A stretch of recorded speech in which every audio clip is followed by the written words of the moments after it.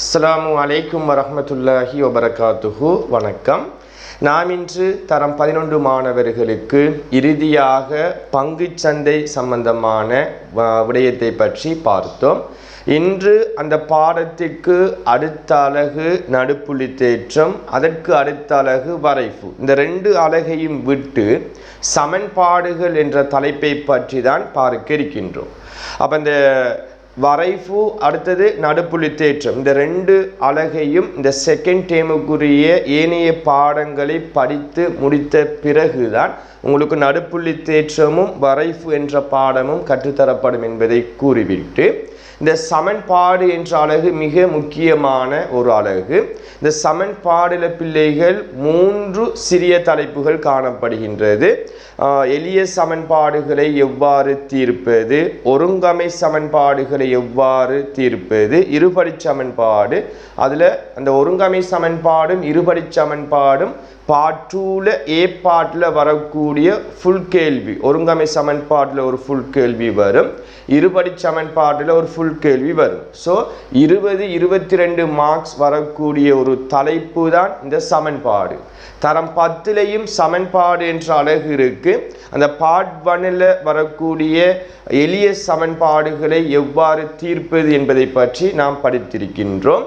இப்போது இந்த ஓயல் இருக்கக்கூடிய சமன்பாடில் 2 விடயங்கள் காணப்படுகின்றது. ஒருங்கமை சமன்பாடுகள், அடுத்தது இருபடி சமன்பாடு. மிக முக்கியமான ஒரு பாடம்தான் இந்த சமன்பாடு. ஆகவே அனைத்து மாணவர்களும் இந்த காணொளியை ஸ்கிப் பண்ணாமல் ஆரம்பத்திலிருந்து இறுதி வரைக்கும் பார்க்கும் போதுதான் இன்றைய நாள் வகுப்பு உங்களுக்கு பிரயோசனமாகவும் இருக்கும். அனுப்பப்படுகின்ற வேக் சீட்டை 100க்கு 100% செய்து அனுப்பக்கூடியவாறும் காணப்படும். ஆகவே அனைத்து மாணவர்களும் தெளிவாக அவதானித்து உங்களோட பாட கோப்பியில் இந்த குறிப்புகளை நோட் பண்ணிக்கொள்ள வேண்டும். ஸோ நேரடியாக இந்த முதலாவது விடயத்திற்குள் செல்வோம். முதலாவது விடயம் ஒருங்கமை சமன்பாடுகளை தீர்த்தல். நீங்கள் தரம் 9லிருந்து ஒருங்கமை சமன்பாடுகள் சம்பந்தமாக படித்திருப்பீர்கள். 2 சமன்பாடுகளை உருவாக்கி அதில் வரக்கூடிய தெரியா கணியத்தை கண்டுபிடிக்க வேண்டும். தரம் 10ல் இருந்து உங்களுக்கு தெரியும், அந்த வசன கேள்விதான் அதிகமாக வரும். அந்த வசன கேள்வியை வைத்து சமன்பாடை நீங்கள் உருவாக்கி அதை தீர்க்க வேண்டும். அப்படித்தான் தரம் 11லையும் ஓயல் பரீட்சையிலையும் வரக்கூடிய கேள்வி பகுதிகளாக இருக்கும். ஸோ நேரடியாக இந்த முதலாவது கேள்விக்குள் செல்வோம். குமாரியிடம் 2 ரூபாய் நாணயங்களும் 5 ரூபாய் நாணயங்களும் 20 ஒன்று, அவற்றின் மொத்த பெறுமதி 55 ஆகும். குமாரியிடம் உள்ள 2 ரூபாய் நாணயங்களின் எண்ணிக்கை X எனவும் 5 ரூபாய் நாணயங்களின் எண்ணிக்கை Y எனவும் கொண்டு ஒருங்கமை சமன்பாடுகளை உருவாக்கி அவற்றை தீர்க்குக என்று நான் மொத்தமாக கேள்வியை எடுத்திருக்கேன். அப்போ நீங்கள் ஃபஸ்ட்டு இது எழுதி கொள்ள வேண்டும். 2 ரூபாய் நாணயங்களின் எண்ணிக்கை, 2 ரூபாய் நாணயங்களின் எண்ணிக்கை என்ன தெரியாக்கணியம் சொல்லப்படுது? X என்று சொல்லப்படுது. 5 ரூபாய் நாணயங்களின் எண்ணிக்கை Y என்று சொல்லப்படுது. இந்த தரவை நீங்கள் என்ன செய்யணும்? எடுத்து வைத்து போட்டு 2 சமன்பாடை உருவாக்கணும். அப்போ மீண்டும் இந்த கேள்வியை தெளிவாக வாசிக்க வேண்டும். குமாரியிடம் 2 ரூபாய் நாணயங்களும் 5 ரூபாய் நாணயங்களும் 20, அதில் மொத்த எண்ணிக்கை, பெறுமதி இல்லை, எண்ணிக்கை. அப்படி என்றால் 2 ரூபாய் நாணயங்களின் எண்ணிக்கை X என்று சொல்லப்படுது, 5 ரூபாய் நாணயங்களின் எண்ணிக்கை Y என்று சொல்லப்படுது. அந்த மொத்த எண்ணிக்கைங்கிறதால கூட்ட வேண்டும். அப்போ 2 ரூபாய் நாணயத்தின் எண்ணிக்கையையும் 5 ரூபாய் நாணயத்தின் எண்ணிக்கையையும் கூட்டும் போது அதில் எண்ணிக்கை 20 என்று சொல்லப்படுது. இது முதலாம் சமன்பாடாக இருக்கும். அடுத்த சமன்பாடை எப்படி உருவாக்கணும் என்றால், அவற்றின் மொத்த பெறுமதி 55 என்று சொல்லப்படுது. உதாரணத்துக்கு 2 ரூபாய் நாணயங்களின் எண்ணிக்கை 5 இருக்கு. 2 ரூபாய் நாணயங்களின் எண்ணிக்கை 5 குற்றி காசு இருக்கு. அப்போ அதில் மொத்த பெறுமதியை கேட்டால் 2 ரூபாய் நாணயம்ங்கிறதால 2 எத்தனை இருக்கு? 5 இருக்குங்கிறதால 5ஆல் பெருக்கணும். அப்போ 2 5ஆல் பெருக்கும் போது அதில் மொத்த பெறுமதி 10 ரூபாய் என்பது போன்று 2 ரூபாய் நாணயங்களின் எண்ணிக்கை X இருக்கு. எத்தனைன்னு தெரியும்? 5 10 100 தெரியா? அதில் பெறுமதியை கண்டுபிடிக்கணும் என்றால் 2 X-ஆல் பெருக்கணும். அப்போ 2x என்று வரும் சாக. அதே போன்று 5 ரூபாய் நாணயங்களின் பெறுமதியை பார்க்கணும் என்றால் 5 வையால பெருகின 5y என்று வரும். இந்த ரெண்டு மொத்த பெறுமதி தான் 55 என்று சொல்லப்படுகின்றது. இது இரண்டாம் சமன்பாடு. இவ்வாறு சமன்பாடை உருவாக்கி இந்த எக்ஸையும் வையையும் கண்டுபிடிக்கணும். நீங்கள் தரம் 10ல் படிச்சிருப்பீர்கள். இப்போ எக்ஸை இல்லாமல் செய்யணும் என்றால் எக்ஸினுடைய பருமன் சமனாக இருக்கணும். இந்த பருமனை பாருங்க, எக்ஸுக்கு முன்னுக்கு ஒன்றும் இல்லாட்டி ஒன்று இருக்கு, பருமன் சமன் இல்லை. அடுத்து வையை இல்லாமல் செய்கிறதுக்கு நீங்கள் யோசித்தீங்கன்னு சொன்னால் இங்கேயும் பருமன் சமன் இல்லை, வைக்கு முன்னுக்கு ஒன்று இருக்குது. அப்போ ஒன்று மஞ்சும் பருமன் சமன் இல்லை. அப்போ ஒரு மாணவன் எக்ஸை இல்லாமல் செய்கிறதுக்கு பிளான் பண்ணினா இதுக்கு சமப்படுத்தணும். என்ன செய்யணும்? சமப்படுத்தணும். அப்போ 1க்கும் 2க்கும் போமாசி 2. அப்போ எக்ஸை இல்லாமல் செய்யணுமெண்டா 2க்கு சமப்படுத்தணும். வையை இல்லாமல் செய்ய ஆசைப்பட்டால் 1க்கும் 5க்கும் போமாசி 5. அப்போ வை இல்லாமல் செய்யணுமெண்டா 5க்கு சமப்படுத்தணும். இப்போ தெளிவாக விளங்கணும் எந்த மெத்தட் எப்படி என்றால் இந்த 2 போமாசிலையும் மிகச்சிறிய போமாசி எது என்று பார்க்கணும். எக்ஸினுடைய போமாசியா வையினுடைய போமாசியா? எக்ஸினுடைய போமாசி. அப்போ நான் 2 சமப்படுத்தி எக்ஸை இல்லாமல் செய்யப்படும். அப்போ ரெண்டாம் சமன்பாட்டில் ஆல்ரெடி 2 இருப்பதனால இந்த சமன்பாட்டில் மாற்றம் வராது. அப்போ முதலாம் சமன்பாட்டில் இருக்கிற எக்ஸை தான் 2ஆக மாற்றணும் என்றால் இவ்வாறு நோட் பண்ண வேண்டும். முதலாம் சமன்பாட்டை 2ஆல் பெருக்க போறேன் என்று கருத்தாக இருக்கு. ஸோ இவரை மட்டும் 2ஆல் பெருக்கிறல ஒவ்வொரு உறுப்பையும் என்ன செய்யணும்? 2ஆல் பெருக்கும் போது புதியதொரு சமன்பாடு வரும். அதை ஓர்டரில் எழுத வேண்டும். மூன்றாம் சமன்பாடு யாருக்கு பதிலாக வருதுன்னு சொன்னால் முதலாம் சமன்பாட்டுக்கு பதிலாக வருது. இப்போ இரண்டாம் சமன்பாட்டையும் மூன்றாம் சமன்பாட்டையும் எடுத்து பாருங்க. எக்ஸை இல்லாமல் செய்கிறதுக்கு ஐடியா போட்டு அதில் பருமன் சமன், பருமனை மட்டும் பார்த்தா போதாது, குறியீட்டையும் பார்க்க வேண்டும். அப்போ இந்த பருமனுக்கு முன்னுக்கு வரதான் குறியீடு. அப்போ எந்தவித குறியீடும் இல்லைன்னு சொன்னால் அங்கு ப்ளஸ் என்ற குறியீடு இருக்கும், சக குறியீடு இருக்கும். 2 மிக முக்கியமான நோட் நீங்கள் தரம் 9லிருந்து படித்திருப்பீர்கள். பருமன் சமனாகவும் குறியீடு சமனாகவும் இருந்தால் சமன்பாட்டை கழிக்க வேண்டும். பருமன் சமனாகவும் குறியீடு வித்தியாசமாகவும் இருந்தால் இவ்விரு சமன்பாட்டையும் கூட்ட வேண்டும். அப்போ இந்த 2 நோட்டில் இருந்து நீங்கள் பார்க்க வேண்டும். எக்ஸுக்கு முன்னுக்கு பருமன் 2ம் சமன், குறியீடும் சமனுங்கிறதால என்ன செய்ய வேண்டும்? கழிக்க வேண்டும். கழிக்கும் போது இந்த 2ஆம் சமன்பாட்டிலையும் 3ஆம் சமன்பாட்டிலையும் எது பெரிய பெருமானம்ங்கிறத தீர்மானிக்க வேண்டும். 55 40 55. அப்போ 55ங்கிறது எத்தனாம் சமன்பாடு? 2ஆம் சமன்பாடு. அப்போ 2லிருந்து 3ஐ கழிக்க வேண்டும். இவ்வாறு தான் தீர்மானிக்க வேண்டும். கழிக்கும் போது மட்டும் கூடிய பெருமானம் உள்ள சமன்பாட்டிலிருந்து குறைந்த பெருமானம் உள்ள சமன்பாட்டை கழிக்கணும். அப்போ கூடிய பெருமானம் உள்ள சமன்பாடு 2ஆம் சமன்பாடு. அப்போ 2லிருந்து 3ஐ கழிக்க வேண்டும். அப்போ 2ஆம் சமன்பாட்டில் வர கோவையை பார்த்து எழுதுறேன். கழித்தல் வரக்கோல கட்டாயம் 2வது கோவைக்கு பிரக்கெட் பண்ணணும். கூட்டக்கோல பண்ண வேண்டிய அவசியம் இல்லை. கழிக்கும் போது மாத்திரம் பிரக்கெட் பண்ண வேண்டும். ஞாபகம் வைத்துக் கொள்ளுங்க. பிரக்கெட் பண்ணலன்னு சொன்னால் இந்த மறை 2xக்கு மட்டும் சொந்தமாக மாறிவிடும். பிரக்கெட் பண்ணும் போது தான் இந்த மறை 2 உறுப்புக்கும் சொந்தம்ங்கிறது கருத்தாக இருக்கும். இப்போ பாருங்க, 2x ஆக 5y, மறையால் அடைப்பை நீக்கும் போது மறை 2x, மறை இன்டு நேர் மறை 2y சமன் 15 என்று வரும். இப்போ யாரை இல்லாமல் செய்கிறதுக்கு பிளான் போட்ட? எக்ஸ். அப்போ எக்ஸ் மீண்டும் வராது, எக்ஸ் வெட்டுப்படும். 5yலேருந்து 2y போனால் 3y, 3y 15 என்றால் ஒரு வையின் பெருமானம் 5 என்று கிடைக்கும். அப்போ வைங்கிறது 5 ரூபாய் நாணயங்களின் எண்ணிக்கை. அப்போ 5 ரூபாய் நாணயங்களின் எண்ணிக்கை 5 காணப்படும். இப்போ யாரை கண்டுபிடிக்கணும்? எக்ஸை கண்டுபிடிக்கணும். அப்போ எக்ஸை கண்டுபிடிக்கணும் என்றால் நான் இவரத்தை நோட் பண்ணுறேன். நீங்கள் தொடர்ச்சியாக கீழுக்கு எழுத வேண்டும். y சமன் 5ஐ இந்த 3 சமன்பாடு இருக்கு. 3 சமன்பாட்டில் உங்களுக்கு விருப்பமான எந்த சமன்பாட்டிலையும் பிரதியிட முடியும். ஸோ நான் முதலாம் சமன்பாட்டில் பிரதியிடப்பேன். அப்போ ஒன்றில் பிரதி இடல் என்று நோட் பண்ணிவிட்டு அந்த முதலாம் சமன்பாட்டை அப்படியே பார்த்து எழுத வேண்டும். பார்த்து எழுதிவிட்டு வைக்கு கண்ட விடத்தின் 5. அப்போ வை இருக்கிற விடத்தை 5 போட்டிங்கன்னு சொன்னால் 20. அப்போ 5 கூட்டுப்படும், அங்கே போனால் கழிப்படும். அப்போ எக்ஸின் பெருமானம் 15 என்று விடை வரும்.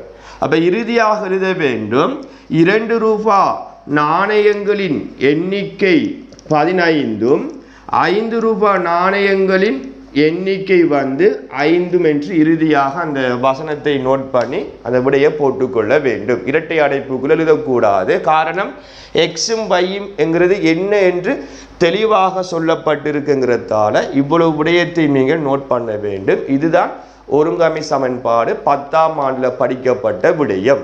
ஆனால் ஓஎல்ல இப்படியான விடயம் இல்லை. இதே ஒருங்கமை சமன்பாடு இப்படிதான் செய்ய வேண்டும். ஆனால் சமன்பாடு பின்னத்தில் வரும். இங்கே முழு எண்ணில் வார மாதிரி சமன்பாடு பின்னத்தில் வந்தால் எவ்வாறு அந்த ஒருங்கமை சமன்பாடுகளை தீர்த்து கொள்வது என்பதை பற்றி பார்ப்போம்.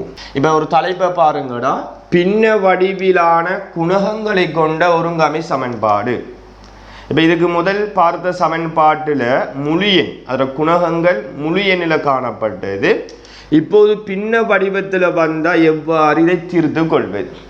அப்போ தெளிவாக விளங்கணும். இது இப்படியான ஒரு வசன கேள்விகள் பின்ன வடிவத்தில் உருவாக்கக்கூடிய வசன கேள்வி பப்ளிக் எக்ஸாம் பேப்பரில் 2015ஆம் ஆண்டு வந்திருக்கு. அதுக்கு பிறகு வரல. அப்போ இந்த வருடம் ஒரு 99% வாய்ப்புகள் ஒரு பின்ன வடிவத்தில் வரக்கூடிய ஒருங்கமை சமன்பாட்டு கேள்வி வரக்கூடியதாக இருக்கும். ஸோ தெளிவாக அவதானித்து கொள்ள வேண்டும். இதற்கு முதலாம் சமன்பாடு 2ஆம் சமன்பாடு என்று போடுவதற்கு முதல் நான் ஒரு சில திருத்தத்தை செய்ய போகிறேன்.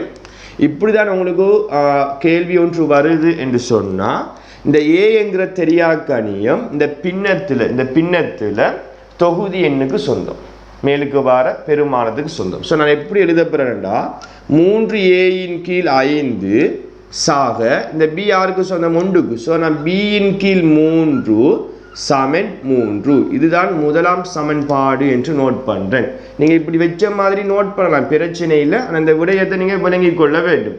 அப்போ இந்த விடயத்தை நீங்கள் புரிந்து கொள்வீங்கன்னு சொன்னால், நான் இப்போ நேரடியாக தரப்பட்ட சமன்பாட்டிலேயே முதலாம் சமன்பாடு 2ஆம் சமன்பாடு என்று பெயர் வைத்து கொள்கிறேன். இப்போ விளங்கிட்டா? ஓகே.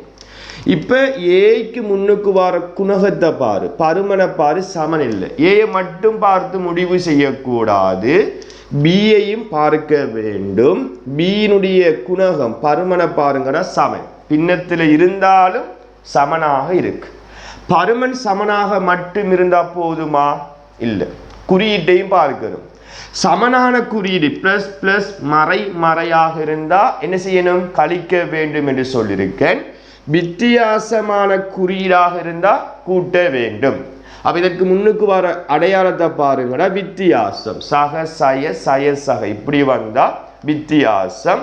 அப்போ 2 சமன்பாடையும் என்ன செய்ய வேண்டும்? கூட்ட வேண்டும். கூட்டும் போது இந்த பி என்ற தெரியாக்கணியம் போகும். அப்போ ஏயை கண்டுபிடிக்க முடியும். இது உங்களுக்கு விளங்கியிருக்கும். ஸோ முதலாம் சமன்பாட்டையும் 2ஆம் சமன்பாட்டையும் கூட்டப்படுறேன். இப்போ எழுதக்கூட நான் முந்தி சொன்ன தெரியாக்கணியம் யாருக்கு சொந்தம் என்று சொல்லியிருக்கேன். ஸோ 3a/5 சாக b/3 கூட்டக்குள்ள பிரேக்கெட் பண்ண வேண்டிய அவசியம் இல்லை. கழிக்கும் போது மாத்திரம்தான் பிரேக்கெட் பண்ணிக்கொள்ள வேண்டும். அங்காலையும் கூட்ட வேண்டும். 3 சாக 8. யார் இல்லாமல் செய்கிறதுக்கு பிளான் பண்ணின? பி. அப்போ ப்ளஸ் b/3 மறை b/3 விட்டுப்பட்டா இதை கூட்ட வேண்டும். கூட்ட 5 2 மேலு இப்படி நேருக்கு நேர் கூட்ட முடியாது. ஏன்? இது ஒரு பின்னம். பின்னத்தில் பகுதியின் எப்படி இருக்கணும்? சமனாக இருக்கணும். அப்போ 5க்கும் 2க்கும் போமாசி பார்த்தா 10. அப்போ 5 10ஆக மாற்றணுமெண்டா 2ஆல பெருக்கணும். இவரை 10ஆக மாற்றணுமெண்டா 5ஆல பெருக்கணும். சரியா? அப்போ 10ல் 6a சக 10ல் 5a சமன் 8 3 11. இப்போ 2 பகுதி எனும் சமன். ஒரு 10 போட்டு கூட்டினீங்கன்னு சொன்னால் 11a சமன் 11. இப்போ ஏயை கண்டுபிடிக்கணுமெண்டா 10 பிரிப்படுது, அங்கால போனால் பெருக்கப்படும். 11 பெருக்கப்படுது, அங்கால போனால் பிரிப்படும். அல்லது நீங்கள் இன்னும் ஒரு மெதட்டை கண்டுபிடிக்கலாம்னா, இந்த பின்னம் பெருக்கப்படுது, சமனுக்கு அங்கால போனால் பிரிப்படும். பிரித்தலாக கணக்கு செய்ய முடியாது, பெருக்கலாக மாற்றக்கோல 10 மேலே போகும், 11 கீழே வரும். அப்போ 11 வெட்டுப்பட்டால் ஏயின் பெருமானம் 10 என்று கிடைக்கும். இவ்வாறு செய்யலாம். இப்போ ஏ கண்டுபிடித்தா பியை கண்டுபிடிக்கணும். அப்போ ஏ சமன்பாட்டை மொத்தம் 2 சமன்பாட்டில் உங்களுக்கு விருப்பமான எந்த சமன்பாட்டில் போட்டாலும் அதே விட தான் வரும். ஸோ நான் முதலாம் சமன்பாட்டில் பிரதியிடப்போகிறேன். அப்போ 3a கீழ் 5 பியின் கீழ் 3 சமன் 3. அப்போ ஏக்கு 10 சொன்னால் 3a என்றா 30. 30 5ஆல் பிரித்ததுனா 6 சாக b/3 சமன் 3. அப்போ 6 கூட்டுப்படுது. சமனுக்கு அங்கால போனால் கழிப்படும். 3லிருந்து 6 போனால் b/3 சமன் மறை 3 என்று வரும். மறை 3. அப்போ 3 பிரிப்படுது. அங்கால போனால் பெருக்கப்படும். ஸோ b மறை 3ஆல் பெருக்கினா மறை 9. அப்போ பியின் பெருமானம் மறை 9. அப்போ ஏ பி என்கிறது என்ன என்று சொல்லலைங்கிறதால இரட்டை அடைப்பை போட்டும் ஏயின் பெருமானம் 10 பியின் பெருமானம் மறை 9 என்று இரட்டை அடைப்புக்குள்ள அதில் இறுதி முடிவுகளை எழுதி கொள்ள வேண்டும். அப்போ இவ்வாறு தான் இந்த பின்ன கேள்விகள் வரும்போது செய்து கொள்ள வேண்டும். இரண்டாவது உதாரணத்தை பாருங்க. இப்படி ஒரு ஒருங்காமை சமன்பாடு தரப்படுது. நான் முதலாம் சமன்பாடு இரண்டாம் சமன்பாடு என்று பெயர் வைத்துக் கொள்கிறேன். இப்போ எக்ஸினுடைய குணகம் சமன் இல்லை, வையினுடைய குணகமும் சமன் இல்லை. அப்போ நீங்கள் எக்ஸை இல்லாமல் செய்ய ஆசைப்பட்டால் நீங்கள் ஒன்று இதே மாதிரி என்ன செய்யணும், பின்னத்துக்கு இவரை மாற்றணும், இல்லாட்டி இவரை மாதிரி இவரை மாற்றணும், இல்லாட்டி பொதுவான ஒரு பின்னத்துக்கு மாற்றிக்கொள்ள வேண்டும். அல்லது வையை இல்லாமல் செய்யணும்னு ஆசைப்பட்டால் இங்கே ஒன்று இருக்குன்னு அர்த்தம், இங்கே அறை இருக்குது, ஒன்று இதை அறையாக மாற்றணும் என்று சொன்னால் அனைத்து சமன்பாட்டை அனைத்து உறுப்பையும் அறையால் பெருக்கணும். அல்லது இந்த அறையை ஒன்றாக மாற்றணும் என்று சொன்னால் அனைத்து உறுப்பையும் 2ஆல் பெருக்க வேண்டும். அல்லது பொதுவான ஒரு மெதட் இருக்குது, நான் அந்த மெதட்டில் தான் செய்ய போகிறேன். எக்ஸினுடைய பருமனும் சமன் இல்லை, வையினுடைய பருமனும் சமன் இல்லைன்னு சொன்னால் நான் 10ஆம் ஆண்டில் படித்த அந்த முழு எண் சமன்பாட்டுக்கு மாற்றிக்கொள்ள போகிறேன். அப்படி என்றால் இந்த முதலாம் சமன்பாட்டை நான் எதால் பெருக்கணும் என்று சொன்னால் பிள்ளைகள், இந்த பின்னத்தில் வர பகுதி எண்ணுக்கு போமாசி பாருங்க. அப்போ 3க்கும் 2க்கும் என்ன போமாசி 6. அப்போ 6 என்று சொன்னால் ஒவ்வொரு உறுப்பையும் 6ஆல் பெருக்கணும். அதாவது இது 6ஆல் பெருக்க பெறேன். அப்போ ஒவ்வொரு உறுப்பையும் வேண்டா இப்போ இந்த எக்ஸ் ஒன்றோட பெருக்கப்பட்ட எக்ஸின் கீழ் 3 6ஆல் பெருக்கணும், வையின் கீழ் 2 6ஆல் பெருக்கணும். அப்போ 4ஐயும் 6ஆல் பெருக்க வேண்டும். ஏன் பகுதியினை சமப்படுத்துறதுல இதை முழு எண்ணுக்கு மாற்றுறதுக்காகத்தான் போமாசியை கண்டு அந்த போமாசியால் ஒவ்வொரு உறுப்பையும் பெருக்கணும். சரியா? பெருக்கக்குள்ள பாருங்க. இப்போ 3 மாறும் வெட்டுப்பட்ட ஒரு முறை 2 முறை, 2 மாறும் வெட்டுப்பட்ட ஒரு முறை 3 முறை. அப்போ 2 எக்ஸால் பெருக்கினா 2x. அப்போ கீழுக்கு பின்னம் பெருமானம் இல்லை. இதுதான் இப்படி ஒரு பின்னத்தில் வந்தால் முழு எண்ணுக்கு மாற்றும் முறையாக இருக்கும். அப்போ சாக 3y சமன் 4 × 6 24. இதுதான் தொடர்ச்சியாக போட்டுக்கொள்வ 3ஆம் சமன்பாடு. இதே போன்றுதான் இரண்டாம் சமன்பாட்டை எதால பெருக்கணும் என்று சொன்னால் இங்கே 1 இருக்குன்ற அர்த்தம். அப்போ இது கீழே இப்போ 1க்கு கீழே இப்போ 1 இருக்கும். அப்போ 1க்கும் 2க்கும் என்ன போமாசி 2. அப்போ 2ஆல் ஒவ்வொரு உறுப்பையும் பெருக்க வேண்டும். அப்போ x/2 2ஆல் பெருக்கணும், சய வைய 2ஆல் பெருக்கணும். அவங்கள வார பெருமானத்தையும் 2ஆல் பெருக்கும் போது அப்போ 2ம் 2ம் வெட்டுப்பட்டா x சய 2y சமன் 2 2. இது 3ஆம் சமன்பாடு. சரி, 3ஆம் சமன்பாடுனா தொடர்ச்சி அளவுக்கு 4ஆம் சமன்பாடு வருது. இப்போ 1ஐயும் 2ஐயும் பார்க்க தேவை. இப்போ 3ஐயும் 4ஐயும் பாருங்க. எக்ஸினுடைய பருமனும் சமன் இல்லை, வையினுடைய பருமனும் சமன் இல்லை. அப்போ எக்ஸினுடைய பருமனை சமப்படுத்தணும்னா இங்கே 1 இருக்குது. அப்போ 1க்கும் 2க்கும் போமாசி 2 வரும். வையை இல்லாமல் செய்யணுமெண்டா 3க்கும் 2க்கும் போமாசி 6 வரும். அப்போ போமாசியில் எது மிகச்சிறிய போமாசி? எக்ஸினுடைய போமாசி 2. அப்போ அந்த எக்ஸை இல்லாமல் செய்கிறதுக்கு நான் பிளான் பண்ண போகிறேன். நீங்கள் விரும்பினா வையையும் இல்லாமல் செய்ய முடியும். ஸோ நான் எக்ஸை இல்லாமல் செய்கிறதுக்கு பிளான் பண்ணக்குள்ள போமாசி 2 என்பதனால இதில் 2 ஆல்ரெடி இருக்குது. அப்போ இவரை 2ஆக மாற்றணும் என்றால் 4ஆம் சமன்பாடை 2ஆல் பெருக்க வேண்டும். ஸோ 2x 4y சமன் 4 தொடர்ச்சியாக போடுங்க. 5ஆம் சமன்பாடு. இப்போ யார் யாரை பார்க்கணும் என்று சொன்னால் இந்த 3ஆம் சமன்பாட்டையும் 5ஆம் சமன்பாட்டையும் தான் பார்க்க வேண்டும். எக்ஸினுடைய பருமனும் சமன், முன்னுக்கு வர அடையாளமும் சமன். பருமன் சமனாகவும் குறியீடு சமனாகவும் இருந்த என்ன செய்ய வேண்டும்? கழிக்க வேண்டும். அப்போ கூடிய பெருமானம் 24. அப்போ 3ஆம் சமன்பாட்டிலிருந்து 5ஆம் சமன்பாட்டை கழிக்க வேண்டும். ஸோ 2x ஆக 3y கழிக்கக்குள்ள கட்டாயம் பிரக்கெட் பண்ண வேண்டும். சமன் 24 சய 4 என்று வரும். அப்போ நேரடியாக போராக்கள் மறையால் அடைப்பை நீக்கி போட்டுக்கொள்ள வேண்டும். தெளிவாக விளங்கணும். சரியா? இது நான் பேசிக் மெத்தடில் செல்றதால எல்லா மாணவர்களும் புரிந்து கொள்ள வேண்டும். மறையால பெருக்கின நேர் என்று வரும். 4y சமன் 20. இப்போ யாரை இல்லாமல் செய்கிறதுக்கு பிளான் பண்ணினேன்? 2x. அப்போ 2x வெட்டுப்படும். 3yயும் 4yயும் 7y சமன் 20 என்றால் ஒரு yயின் பெருமானம் 20/7. பின்னத்திலேயும் பெருமானம் வரும். அப்போ வையை கண்டுபிடிச்சிட்டோம். அப்போ வையை கண்டுபிடித்தா y சமன் 20/7 இப்போ மொத்தம் பாருங்க 5 சமன்பாட்டில் உங்களுக்கு விருப்பமான எந்த சமன்பாட்டிலையும் பிரதிடலாம். ஸோ நான் 3ல் போட போகிறேன்னா நீங்கள் எதுலையும் போட்டு பாருங்க, பிரச்சனை இல்லை. அதே விட தான் வரும். 3ல் பிரதிடல்னு போட்டு 2x ஆக 3y சமன் 24. அப்போ 2x ஆக 3 தர yக்கு பெருமானம் 20/7 சமன் 24. இப்போ இதில் சுருக்கள் இல்லை. ஸோ 2x ஆக நேருக்கு நேர் பெருக்கும் போது 60/7 சமன் 24. அப்போ இது கூட்டுப்படுது. அங்கே போனால் கழிப்படும். அப்போ 2x சமன் 24 சய 60/7 என்று வரும். இது கீழே போய் 1 இருக்கும், ஒரு முழு எண்ணுக்கு கீழே. அப்போ 1க்கு மேலுக்கும் போமாசி 7 என்று வரும். இவரை 7ஆல் பெருக்கினா இவரை மேலால் பெருக்க வேண்டும். அப்போ 2x சமன் 7ன் மேல் 28 2 மிச்சம் 14 16 168 சய 60/7 என்று வரும். அப்போ 2x சமன் 7ன் மேல் 168 60 போனால் 108 என்று வரும்.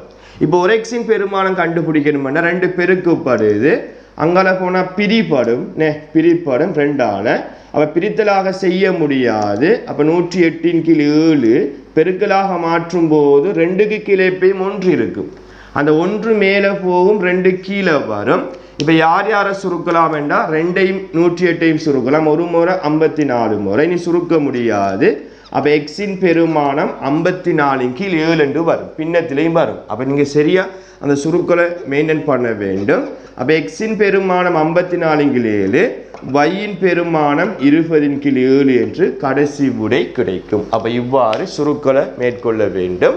இறுதியாக ஒரு உதாரணத்தை பற்றி பார்ப்போம். 6வது கேள்வியை பாருங்கடா. இப்படியான ஒருங்கமை சமன்பாடு ஒன்று வருது.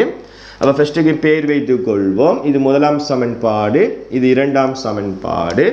இப்போ 1ஆம் சமன்பாட்டை பார்த்தீங்க என்று சொன்னால் பின்ன வடிவத்திலேயும் 2ஆம் சமன்பாடு முழு எண் வடிவத்திலேயும் வருது. இப்படியான ஒரு ஃபார்மேட் வடிவத்தில் வந்தால் நீங்கள் பின்ன வடிவத்தில் வரக்கூடிய ஒருங்கமை சமன்பாடை முழு எண் இப்படியான ஒருங்கமை சமன்பாட்டுக்கு மாற்ற வேண்டும். அப்போ இதற்கு முதல் நான் எவ்வாறு மாற்ற வேண்டும் என்ற உதாரணம் உங்களுக்கு விளங்கப்படுத்தப்பட்டது. ஃபர்ஸ்ட்டுக்கு அந்த பின்னத்தில் வார பகுதி எண்ணுக்கு போமாசி பாருங்க. 3க்கும் 2க்கும் போமாசி 6. அந்த போமாசியால் ஒவ்வொரு உறுப்பையும் என்ன செய்ய வேண்டும்? பெருக்க வேண்டும். அப்போ 2x/3 6ஆல் பெருக்க வேண்டும். 3y/2 6ஆல் பெருக்க வேண்டும். சய 1ஐயும் 6ஆல் பெருக்க வேண்டும். பெருக்கும்போது 3 மாறும் வெட்டுப்பட்ட ஒரு முறை 2 முறை, 2 மாறும் வெட்டுப்பட்ட ஒரு முறை 3 முறை. அப்போ 2x 2ஆல் பெருக்கினா 4x என்று வரும். 3y 3ஆல் பெருக்கினா 9y சமன். மறை 1 6ஆல் பெருக்கினா மறை 6. இது 3ஆம் சமன்பாடாக வரும். 1ஆம் சமன்பாட்டுக்கு பதிலாக இப்போ 2ஆம் சமன்பாட்டையும் 3ஆம் சமன்பாட்டையும் பார்த்தீங்க என்று சொன்னால் எக்ஸினுடைய பருமன் சமனாக இருக்கு. முன்னுக்கு வர அடையாளத்தை பாருங்க, அதுவும் சமன். எந்தவித அடையாளமும் இல்லைன்னு சொன்னால் சக அடையாளம் இருக்கும். பருமன் சமனாகவும் குறியீடு சமனாகவும் இருந்தால் இவ்விரு சமன்பாடையும் கழிக்க வேண்டும். கழிக்கும் போது கூடிய பெருமானம் 22 மறை 6 பார்க்கும்போது 22. அந்த 22 வரக்கூடிய சமன்பாடு 2. அப்போ 2ஆம் சமன்பாட்டில் இருந்து 3ஆம் சமன்பாட்டை கழிக்க வேண்டும். அப்போ 2ஆம் சமன்பாட்டை பார்த்து எழுதிவிட்டு கழித்தல் வரக்கூட கட்டாயம் 2ஆம் சமன்பாட்டில் 3ஆம் சமன்பாட்டில் வார அந்த கோவைக்கு பிரக்கெட் பண்ண வேண்டும் என்று சொல்லியிருக்கேன். 22 கழிக்க போகிறோம். இது மறை 6 என்பதனால அவரையும் பிரக்கெட் பண்ணி போட்டுக்கொள்கிறேன். அப்போ 4x 5y மறையால் அடைப்பை நீக்கினா மறை 4x மறை இன்று நேர் மறை 9y சமன் 22 மறை இன்று மறை நேராக மாறும் 6. இப்போ யாரை இல்லாமல் செய்கிறதுக்கு பிளான் பண்ணின எக்ஸ். அப்போ எக்ஸ் மறுபடியும் வராது. பாருங்க 2 மறையில் வந்தால் மறையால் பெருகி நேரண்டு போட போகிறா. இது பெருக்கல் இல்லை, கூட்டல் கழித்தல். அது 2 மறையில் வந்த மறையை போட்டு 5y 9y 14y என்று வரும். 22 மாறும் 28. அப்போ காண வேண்டிய y எப்பயும் நேராக இருக்கணும் என்றால் மறை 14 பெருக்குப்படுது, சமனுக்கு அங்கால போனால் பிரிப்படும். அப்போ y சமன் நேர மறையால் பிரித்தா மறை 28ல் 14 2 வரும். அப்போ y-இன் பெருமானம் மறை 2 என்று வரும்.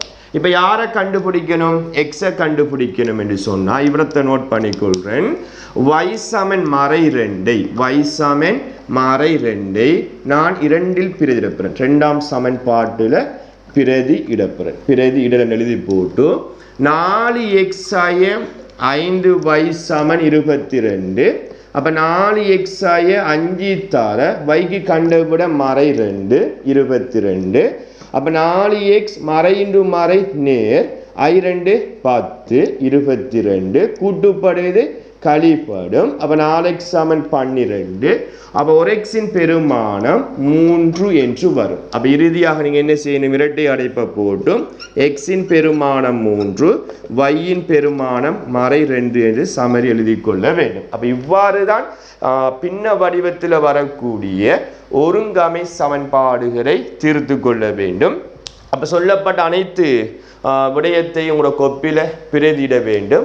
இது சம்பந்தமான வேக் ஷீட் குழுமத்தினூடாக பதிவேற்றப்படும். அந்த வேக் ஷீட்டையும் அடுத்த வகுப்பு எப்போது இருக்கின்றதோ அதற்கு இடையில் செய்து அனுப்பி கொள்ளுமாறு கேட்டுக்கொண்டு மற்றொரு வகுப்பில் இந்த பாடத்தினுடைய தொடர்ச்சியான விடயங்கள் காணப்படுகின்றது. அந்த விடயத்தை பார்க்கும் வரை உங்களிடமிருந்து விடைபெற்று செல்கின்றேன். நன்றி, வணக்கம்.